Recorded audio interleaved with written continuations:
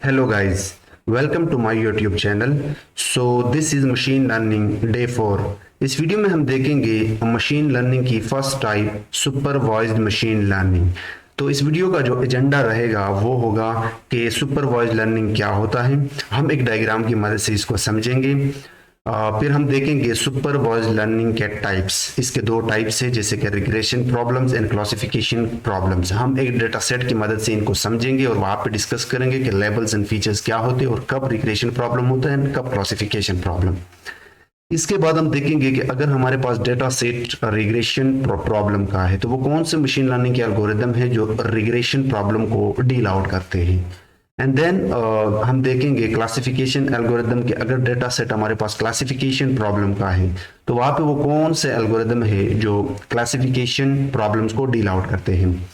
इसके अलावा इस वीडियो के एंड में मैं 15 इंटरव्यू क्वेश्चन भी ऐड करूंगा। Supervise learning, regression, classification with images की मदद से मैं वहां पे आप लोगों को समझाऊंगा। तो वीडियो शुरू करने से पहले अगर आप लोगों ने इस चैनल को सब्सक्राइब नहीं किया है तो इस चैनल को सब्सक्राइब करो और वीडियो को भी लाइक करो। अब मैं जाता हूं यहाँ पे डे 4 है चुके।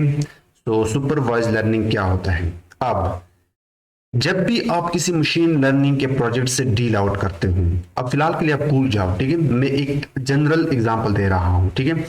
तो जब भी आप किसी मशीन लर्निंग के प्रोजेक्ट से डील आउट करते हो तो सबसे पहले आपको एक डेटा सेट चाहिए।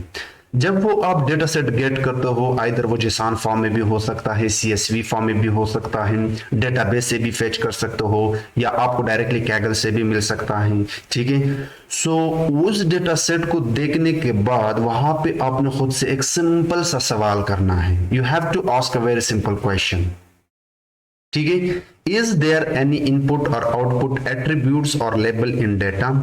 कि इस डेटा सेट में जो वेरिएबल्स हैं, जिनको हम फीचर्स भी कहते हैं, जिनको हम एट्रीब्यूट्स भी कहते हैं, क्या उसमें इनपुट आउटपुट वेरिएबल है, कॉलम्स है, एट्रीब्यूट्स है, फीचर्स है, जिनको हम लेबल भी कहते हैं। तो अगर वहां पे लेबल है यानी वो data set label data set है तो वो आपका सुपरवाइज लर्निंग प्रॉब्लम है, ठीक है। अब ये भूल जाओ कि सुपरवाइज अगर है तो उसमें रिग्रेशन और क्लासिफिकेशन कैसे मालूम होगा वो हम आगे देखेंगे। But just ask a very simple question before dealing out the entire data set के। और डेटा जो है क्या वो लेबल डेटा सेट है, उसमें इनपुट आउटपुट फीचर्स हैं।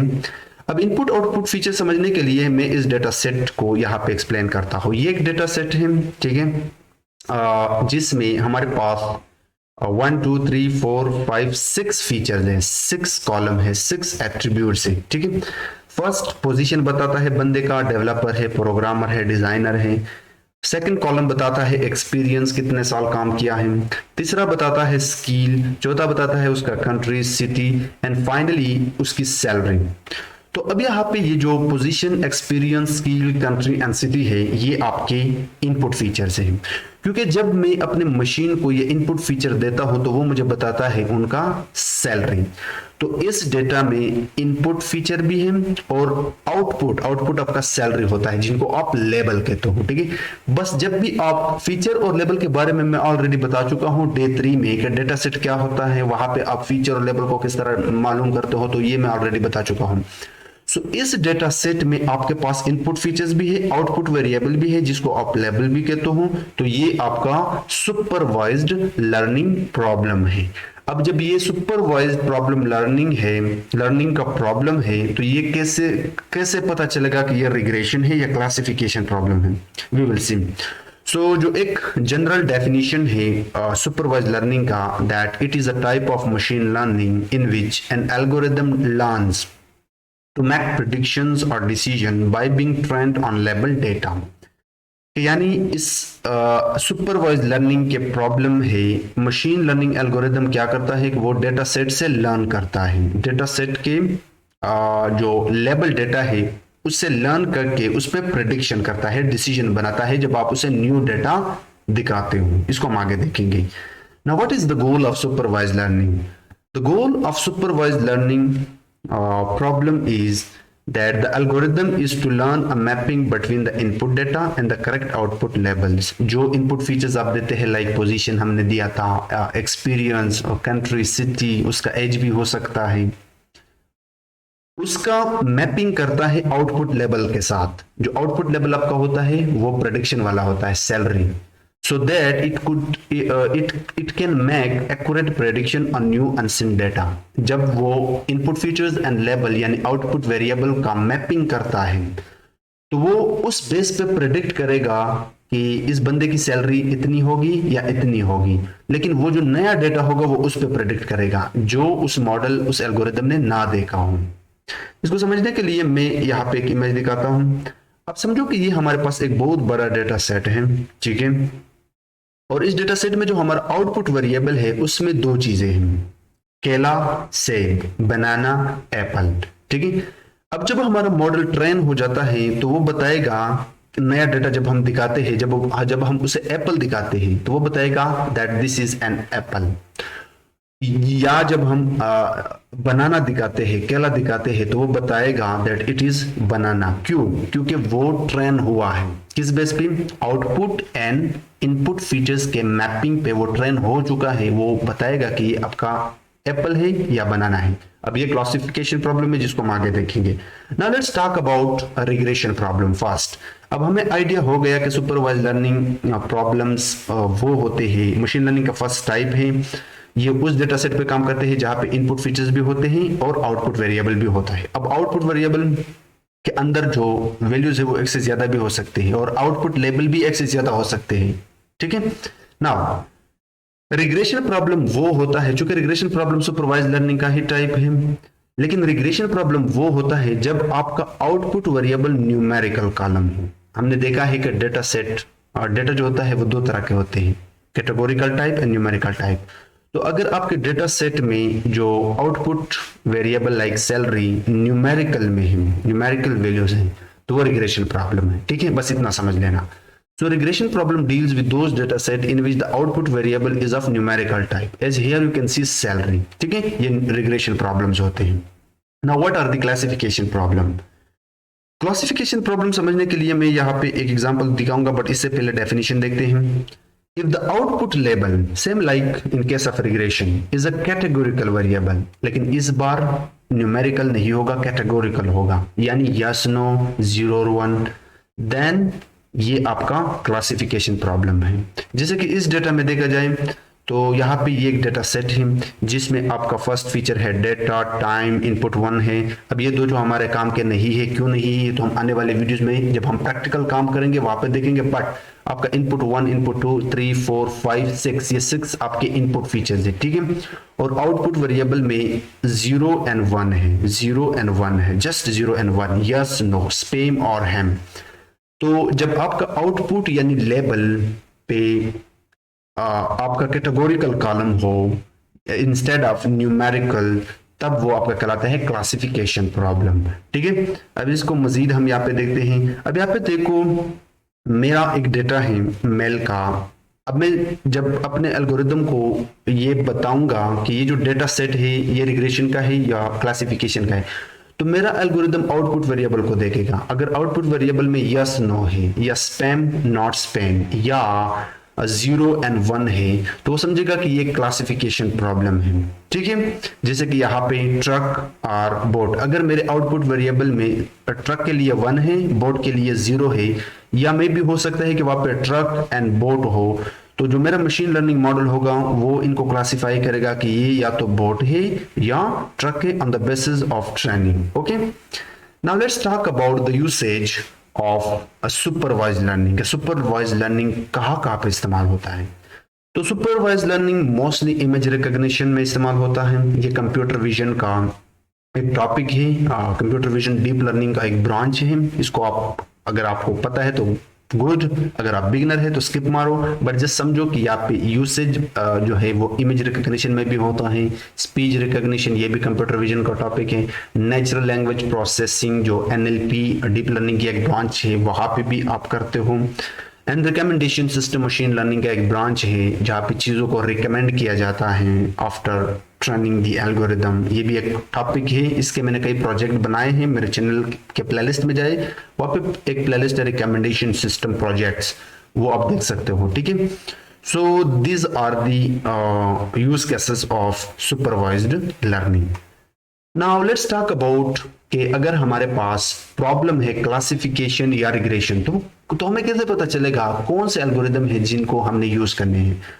तो अगर आपके पास प्रॉब्लम है क्लासिफिकेशन यानी यस नो का, 0 और 1 का आपके आउटपुट वेरिएबल में, लेबल डेटा में, तो वहां पे आप जो एल्गोरिदम मोस्टली यूज करते हो, और ये चीजें आपको वक्त के साथ समझ में आ जाएगी, ठीक है। बट आप फिलहाल के लिए इतना समझ लेना कि लॉजिस्टिक रिग्रेशन क्लासिफिकेशन प्रॉब्लम के लिए यूज होता है डिसीजन ट्री का जो क्लासिफायर है। अब ये सारे एल्गोरिदम है जिनको हम आने वाली वीडियो में डिटेल के साथ डिस्कस करेंगे, but for now just they दो एक आइडिया कि यहाँ पे क्लासिफिकेशन प्रॉब्लम के जो एल्गोरिदम है वो लॉजिस्टिक रिग्रेशन भी हो सकता है, डिसीजन ट्री भी हो सकता है। डिसीजन ट्री के अंदर भी आपके दो तरह के होते हैं, रिग्रेसर जो रिग्रेशन प्रॉब्लम के लिए यूज होते हैं, और क्लासिफायर्स जो क्लासिफिकेशन प्रॉब्लम्स के लिए यूज होते हैं, ठीक है। सो डिसीजन ट्री अगर क्लासिफायर है तो आप ये क्लासिफिकेशन एल्गोरिदम के लिए डेटा सेट पर अप्लाई करते हो।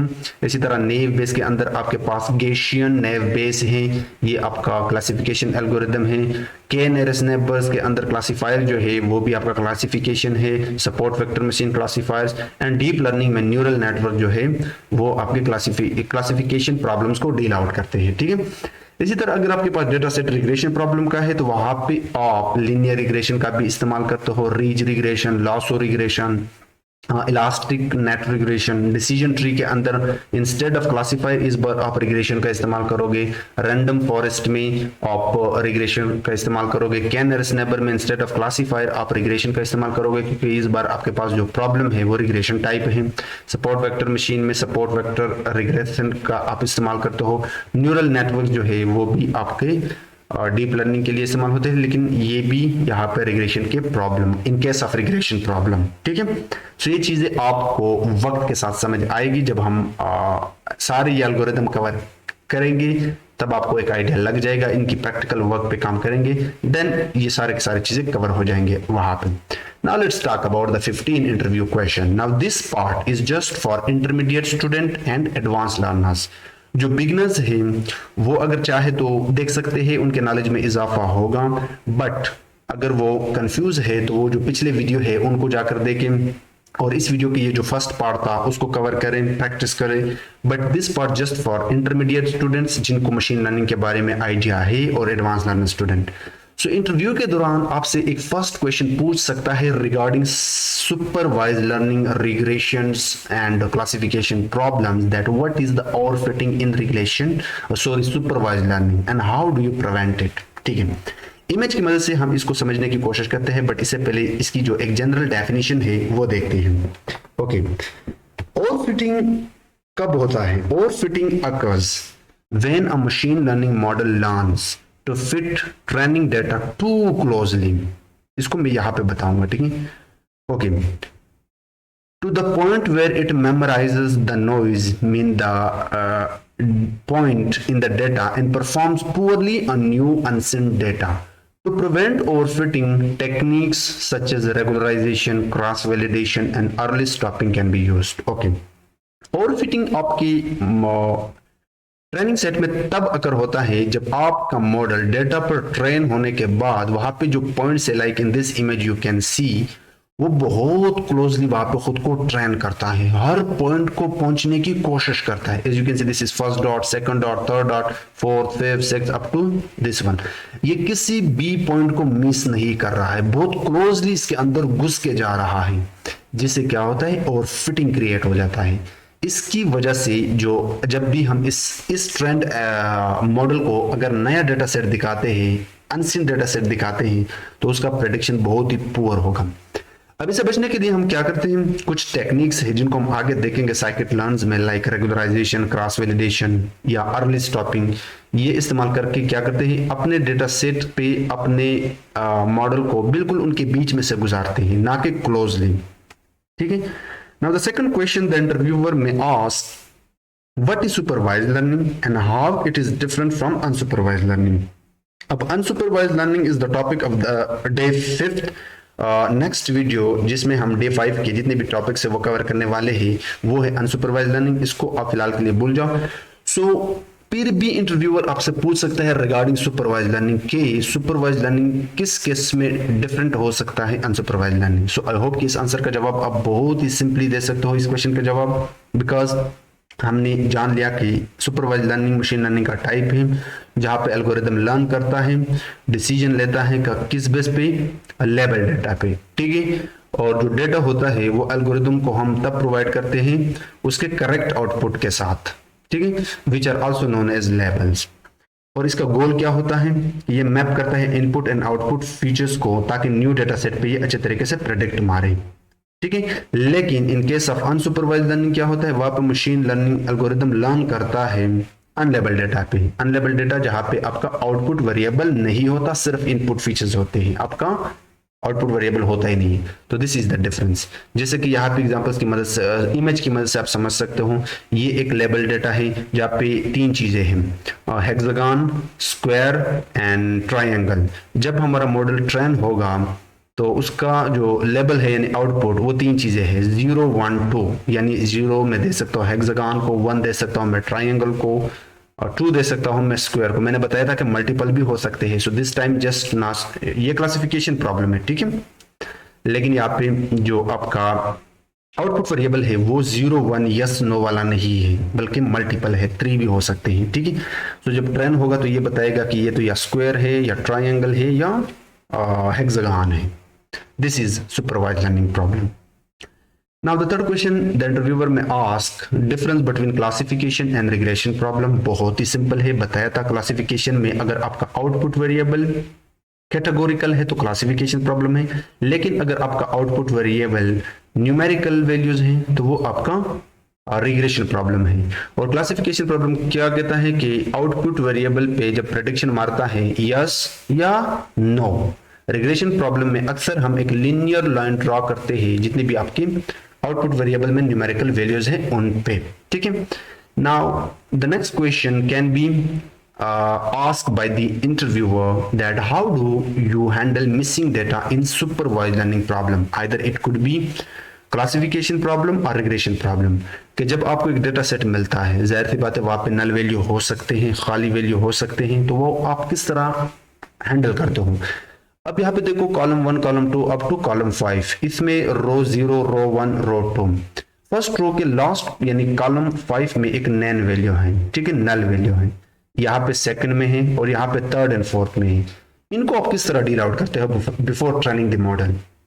तो एक टेक्निक है जिसे हम इंप्यूटेशन कहते हैं, आगे हम इसको डिटेल के साथ डिस्कस करेंगे।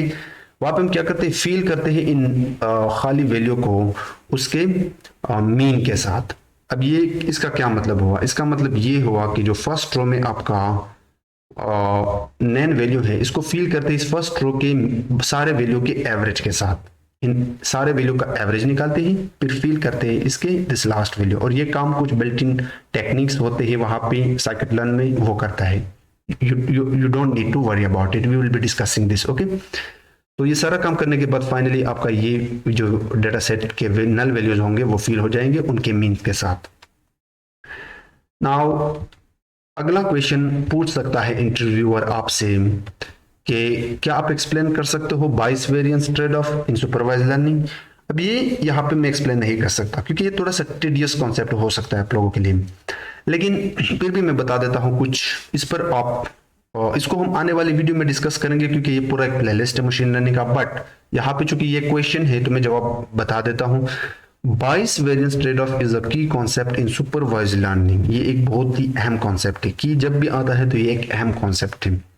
Bayes refers to the error that is introduced by approximating a real world problem with a simpler model। जब आपके पास एक बहुत बड़ा प्रॉब्लम है, एक बहुत बड़ा डेटा सेट है और उस पे आप एक बहुत सिंपल और निकम्मा, एक तरह से आप कह सकते हो निकम्मा एल्गोरिदम अप्लाई करते हो, ठीक है, तब वहां पे ये बाइस वेरिएंस का प्रॉब्लम क्रिएट हो सकता है, ठीक है। सो वेरिएंस हम तब कहते हैं जब वह जो एरर होता है वो इंट्रोड्यूस होता है मॉडल्स की sensitivity fluctuation in training data. जब आपने मॉडल ट्रेन किया एक ट्रेनिंग डेटा सेट पे, वहां पे अगर फ्लक्चुएशन है, फ्लक्चुएशन मतलब इसको मैं कहा किस तरह बताऊं, इस डायग्राम में आप देख सकते हो फ्लक्चुएशन लाइक बहुत ज्यादा क्लोज होना या एक दूसरे से बहुत ज्यादा दूर होना डेटा के पॉइंट का, ये फ्लक्चुएशन कहलाता है। कि अगर ट्रेनिंग डेटा सेट में बहुत ज्यादा फ्लक्चुएशन है तब वेरिएंस जनरेट होता है। लेकिन अगर आपके जो trade off between bias and variance is that is a complexity. First let me read in English so that I can easily explain these things, okay, in Urdu. The trade-off between bias and variance is that as the complexity of the model increases, the model becomes more flexible. So the variance tends to increase and the bias tends to decrease and vice versa. जब आपके model की complexity परेशानी बढ़ जाती है, बढ़ना शुरू हो जाती है, तब क्या हो जाता है, वेरिएंस भी इंक्रीज होना शुरू हो जाता है और बाइस क्या करता है, डिक्रीज हो जाता है। और जबकि आपकी मॉडल की कॉम्प्लेक्सिटी कम होती है, डिक्रीज होती है, तो ये उल्टा होता है ये प्रोसेस। इसमें वेरिएंस होना डिक्रीज शुरू हो जाता है और बाइस इंक्रीज। इन 4 इमेज में आप इस चीज को बड़े अच्छे तरीके से समझ सकते हो। Let me zoom out a bit, okay, let me zoom in। यहाँ पे 2 चीजें हैं, या तो लो बाइस होगा या हाई बाइस होगा, या लो वेरिएंस होगा या हाई वेरिएंस होगा। हाई वेरिएंस पॉइंट्स का सेंट्रल पॉइंट से बहुत ज्यादा दूर होना, और लो वेरिएंस लो बाइस में या तो पॉइंट आपके बहुत ज्यादा क्लोज हो जाते हैं। ये चीजें मैं आप पे ज्यादा एक्सप्लेन नहीं करूंगा क्योंकि वीडियो लंबी हो जाएगी। आई होप कि आपको आइडिया लग गया होगा ना। अगला क्वेश्चन वो पूछ सकते हैं कि क्रॉस वैलिडेशन क्या होता है और इसको आप किस तरह इस्तेमाल करते हो सुपरवाइज लर्निंग में। ये बहुत इंटरेस्टिंग कॉन्सेप्ट है और इसका क्वेश्चन अक्सर पूछा जाता है। क्रॉस वैलिडेशन एक टेक्निक है जो मॉडल के परफॉर्मेंस को इवेल्युएट करने के लिए इस्तेमाल होता है। जब हम एक मॉडल ट्रेन करते हैं तो उसकी परफॉर्मेंस को इवेल्युएट करने के लिए हम क्रॉस वैलिडेशन की टेक्निक भी ऑलमोस्ट हर प्रोजेक्ट में इस्तेमाल करते हैं। मॉडल क्या करता है, डेटा को पार्टीशन करता है, ठीक है, टुकड़ों में डिवाइड करता है, वो training set and testing set में मल्टीपल टाइम्स। इस इमेज की मदद से मैं इसको अच्छे तरीके से समझाऊंगा।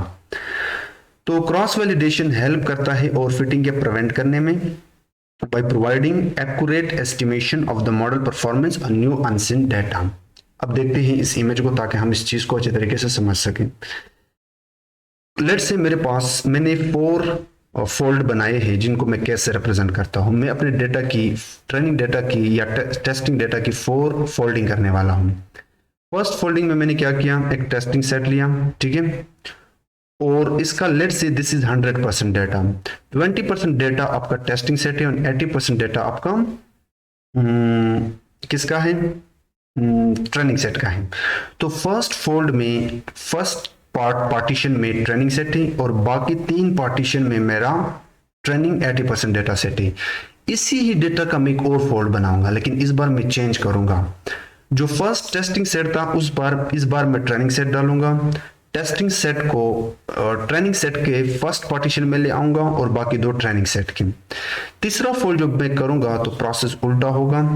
फर्स्ट में ट्रेनिंग सेट का बनाऊंगा, फिर टेस्ट सेट, और ये चीजें बिल्ट इन करते हैं साइकिट लर्न की लाइब्रेरी में, इसके अपने टेक्निक से उसी से होता है, ठीक है। आपको अपनी तरफ से कोड नहीं करना होगा। टेस्टिंग सेट यहाँ पे आ जाएगा और ट्रेनिंग सेट का जो लास्ट पार्टीशन था एज इट इज रहेगा। फोर्थ फोल्ड पे क्या होगा, जो फर्स्ट 3 पार्टीशन होंगे वो आपके ट्रेनिंग सेट के पास चले जाएंगे एंड टेस्टिंग सेट आपके लास्ट पार्टीशन में आ जाएगा। तो इससे फायदा क्या होगा, हमारा मॉडल अच्छे तरीके से नए डेटे पे प्रेडिक्शन मारेगा और फिटिंग यहाँ पे बहुत ही कम हो गया और फिटिंग की चांसेस बहुत ही कम हो गए क्योंकि मैंने हर फोल्ड में डेटा को चेंज किया। कभी टेस्ट को ट्रेनिंग में ले आया, कभी ट्रेनिंग को टेस्ट में ले आया, ठीक है। Next question could be regularization. This is very interesting technique और ये किस तरह प्रिवेंट करता है और फिटिंग को ये क्वेश्चन आपसे पूछा जा सकता है। तो इमेज समझने से पहले थ्योरी को समझते हैं। Regularization is a technique for preventing or fitting in machine learning models. It involves adding penalty term to the loss function that the model is trying to minimize. ये और फिटिंग को minimise करने के लिए इस्तेमाल होता है या और फिटिंग को प्रिवेंट करने के लिए इस्तेमाल होता है। इसका काम ये होता है कि ये पेनाल्टी टर्म ऐड करता है लॉस फंक्शन को, ठीक है, ताकि मॉडल्स ट्राई करे इसको मिनिमाइज। ये पेनाल्टी टर्म जो होता है ये कुछ इस तरह डिजाइन होता है जो डिस्करेज करता है मॉडल के फिटिंग को ट्रेन डेटा पर जो हर पॉइंट के साथ बहुत क्लोजली जाता है and this helps to improve the model performance on new unseen data. जैसे कि इस इमेज में हमारा मॉडल बहुत ही क्लोजली जा रहा है, बिल्कुल पॉइंट के अंदर घुस रहा है, जिससे और फिटिंग जनरेट हो रहा है, ठीक है। तो रेगुलराइजेशन टेक्निक इस्तेमाल करने से हमारा मॉडल इस हर पॉइंट के बीच में से गुजरेगा, ठीक है, ना कि हर पॉइंट के अंदर, तमाम डेटा पॉइंट के बिल्कुल दरमियान में से गुजरेगा, जिससे हमारा मॉडल नए डेटा पे अच्छे तरीके से प्रेडिक्ट भी मारेगा और फिटिंग से भी हमारा मॉडल बच जाएगा। Now what is curse of dimensionality in supervised learning, ये क्वेश्चन भी अक्सर पूछा जाता है, बहुत ही सिंपल क्वेश्चन है।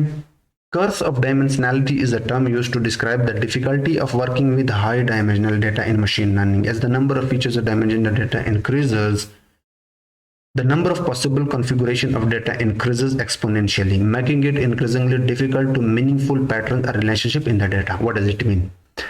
अगर आपके पास ये डेटा, लेट से हमारे पास ये एक डेटा सेट है, ये एक दूसरा डेटा सेट है, ये एक तीसरा डेटा सेट है, तो अगर मैं फर्स्ट डेटा सेट से डीलिंग आउट कर रहा हूं तो बहुत ही सिंपल है, क्योंकि इसमें देखो तो बहुत ही छोटा डेटा सेट है।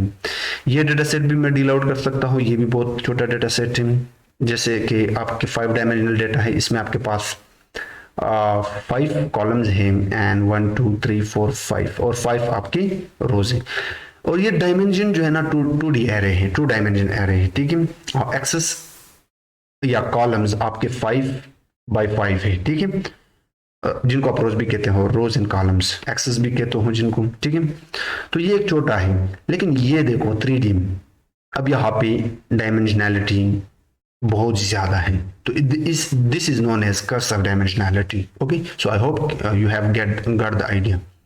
Now the next question they could ask ensemble learning, अब ये एल्गोरिथम टेक्निक से कुछ मशीन लर्निंग में ensemble टेक्निक हम तब इस्तेमाल करते हैं जब हमारे पास जो डेटा सेट हो उनका प्रिडिक्शन कई मॉडल से तैयार करके फाइनली उसका एवरेज निकाल के एक ही प्रिडिक्शन में लाते हैं। इसका मतलब ये है कि ensemble लर्निंग वो टेक्निक है जहां पे मल्टीपल एल्गोरिथम, मल्टीपल मॉडल्स खुद को ट्रेन करते हैं इसी ही एक डेटा पे, फिर प्रेडिक्ट करते हैं कि लेट से, इसको मैं इमेज की मदद से समझाऊंगा।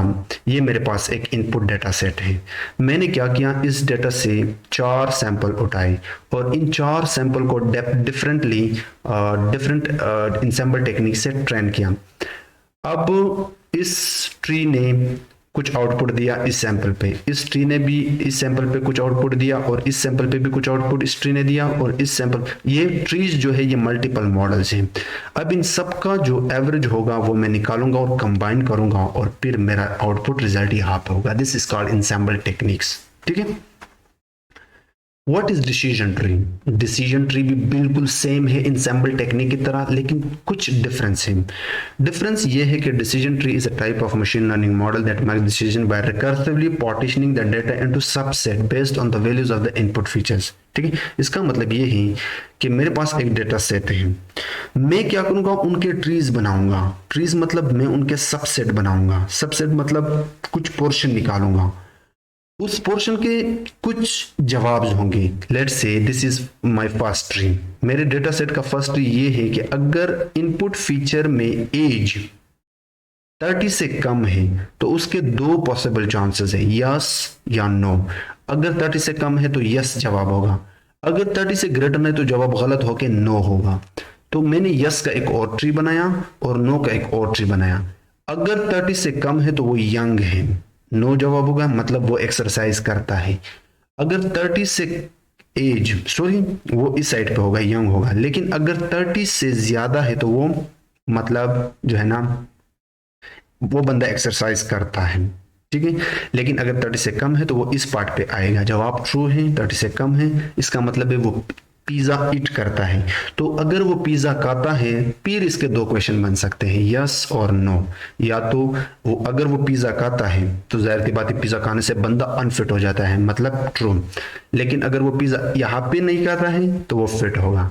लेकिन इस केस में जो इस ट्री का दूसरा ट्री बना था नो के केस में, अगर वो एक्सरसाइज करता है तो फिट होगा, अगर वो एक्सरसाइज नहीं करता है तो वो अनफिट होगा। अब देखो रिजल्ट को, इस ट्री का यस में अनफिट था और इस ट्री का यस में फिट है, इस ट्री का नो में फिट है और इस ट्री का नो में अनफिट है। तो मैं इन 2 ट्री का एवरेज निकालूंगा और एवरेज निकालने के बाद जो उसको कंबाइन करके सेम लाइक ensemble टेक्निक वो मेरा आउटपुट होगा। तो बहुत ही सिमिलर है ensembles एंड ट्रीज, कुछ डिफरेंस है और ये भी बहुत बड़े कॉन्सेप्ट है जिसको हम आने वाले वीडियो में डिस्कस करेंगे। Now the next question, can you explain the difference between L1 and L2 regularization? Regularization हमने डिस्कस किया कि ओवरफिटिंग को डील या ओवरफिटिंग को प्रिवेंट करने के लिए इस्तेमाल होते हैं, लेकिन इसके दो टाइप्स है, L1 and L2. L1 and L2 both are common techniques for preventing overfitting in machine learning models. L1 regularization adds penalty term. हमने देखा था कि जो regularization होता है वो एक penalty term ऐड करता है last function को, ठीक है। लेकिन जो L1 regularization है वो जब penalty term ऐड करता है last function को, वो होता है absolute value of the model weights. Model के जो वेट्स होते हैं डीप लर्निंग में, अगर आपने डीप लर्निंग से आ रहे हो तो आपको पता होगा वहां पे वेट्स होते हैं, वहां पे जो एब्सोल्यूट वैल्यू होते हैं उनके वहां पे जो लॉस फंक्शन के लिए पेनाल्टी टर्म ऐड करता है वो होता है absolute value of the models weights. लेकिन L2 में उल्टा होता है, वहां पे स्क्वायर ऑफ द वेट्स होता है। दूसरा डिफरेंस ये हो सकता है कि L1 रेगुलराइजेशन प्रोड्यूस करता है स्पार्स ट्री, स्पार्स मॉडल, जहां पे जीरो बहुत ज्यादा होते हैं, स्पार्स मैट्रिक्स आपने पढ़ा होगा। लेकिन L2 रेगुलराइजेशन प्रोड्यूस करता है मॉडल्स के स्मॉल मॉडल्स प्रोड्यूस करता है जहां पे नॉन जीरो वेट्स होते हैं, ठीक है, जो नॉर्मल एरेज होती हैं। Now they can also ask what is the difference between parametric and non parametric models. This is very interesting question. Parametric models वो होते हैं जो एज्यूम करते हैं मॉडल के जो इनपुट फीचर्स और आउटपुट फीचर्स के दरमियान जो रिलेशनशिप है, उनका जो फंक्शनल पार्ट है उनके बारे में एज्यूम करता है। लेट्स से आपके पास एक डेटा सेट है, उनमें कुछ इनपुट फीचर्स है, आउटपुट है, उनके आउटपुट और इनपुट फीचर्स के दरमियान जो रिलेशनशिप है, उस रिलेशनशिप का जो फंक्शनल पार्ट है उसके बारे में एज्यूम करता है पैरामीट्रिक मॉडल। अब ये जब प्रैक्टिकल नहीं देखोगे तब तक आइडिया नहीं होगा, but we will see in future videos. और जो नॉन पैरामीट्रिक होता है ये उल्टा होता है, वो directly instead of seeing the functional part of the relationship between input and output features, ये डायरेक्टली बता देता है, ठीक है, एस्टिमेट कर देता है रिलेशनशिप को instead of checking the relationship between input and output.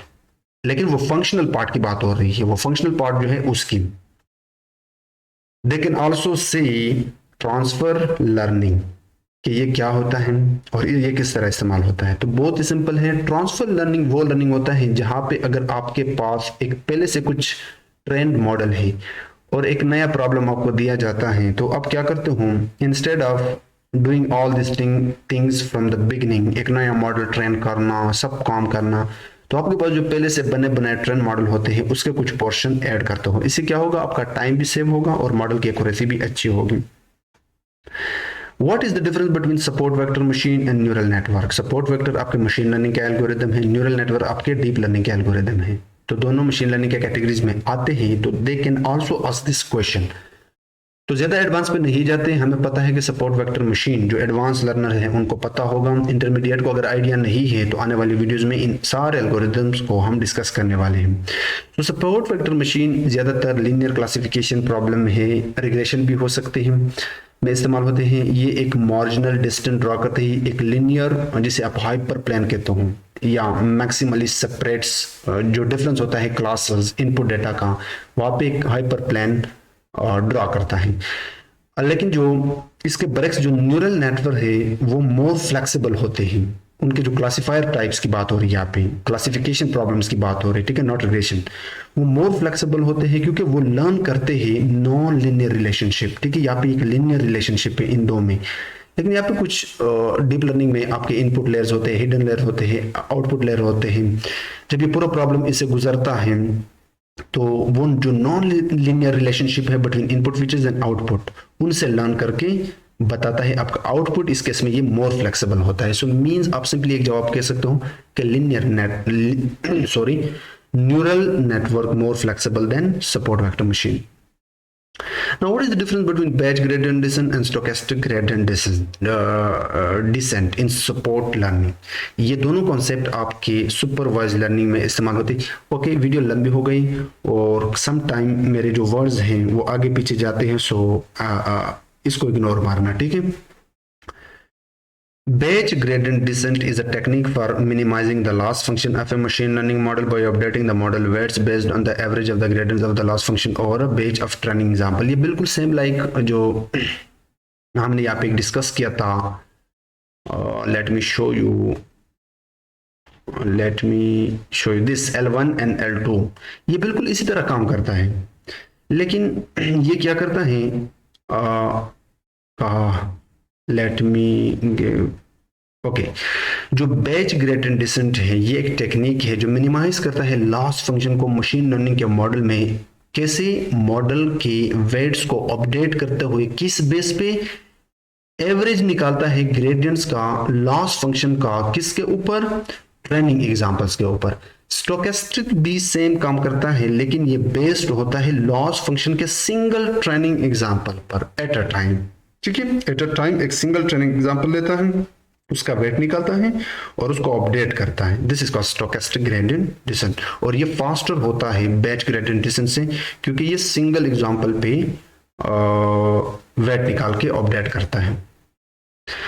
तो that was all about today's video, जिसमें हमने देखा कि सुपरवाइज लर्निंग क्या होता है, टाइप्स ऑफ सुपरवाइज लर्निंग थे, जैसे कि रिग्रेशन प्रॉब्लम, क्लासिफिकेशन प्रॉब्लम कैसे पता चलता है ये भी हमने देखा, रिग्रेशन एंड क्लासिफिकेशन प्रॉब्लम के कौन कौन से एल्गोरिदम इस्तेमाल होते हैं ये भी हमने देखा, इंटरव्यू क्वेश्चन भी देखे।